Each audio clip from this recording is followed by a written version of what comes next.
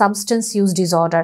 Substance use ডিসঅর্ডারের ক্ষেত্রেও কিন্তু আস্তে আস্তে এটার প্রকোপটা বাড়ছে। আমরা বিভিন্ন রকমের পেপারে, পত্রিকা, ফেসবুকে বিভিন্ন সতর্কতামূলক জিনিস কিন্তু পাচ্ছি যে হ্যাঁ, এটা হয়তো অ্যালকোহল অ্যাডিকশন হতে পারে, উইড অ্যাডিকশন হতে পারে, গাঁজা যেটা বলছি, অথবা দেখা যাচ্ছে আমরা এখন বিভিন্ন রকমের নাম শুনছি, যেমন আমরা এলএসডি শুনেছি, আবার আমরা শুনলাম যে ডেভিলস ব্রেথ। এরকম যে সাবস্টেন্স অ্যাডিকশনগুলো বা এই যে মিসইউজগুলো, যদি সাবস্টেন্সও বলি, যদি সিম্পল অ্যাডিকশনও বলি, আমাদের কিন্তু ইন্টারনেট অ্যাডিকশন প্রচুর পরিমাণে বেড়ে গিয়েছে, বা সোশ্যাল মিডিয়া অ্যাডিকশন যেটাই বলি না কেন, এই যে অ্যাডিকশনগুলো বাড়ছে, এটাও কিন্তু একটা কমন একটা মেন্টাল হেলথ ডিসঅর্ডার, যেটা আমরা প্রচুর পরিমাণে পাচ্ছি।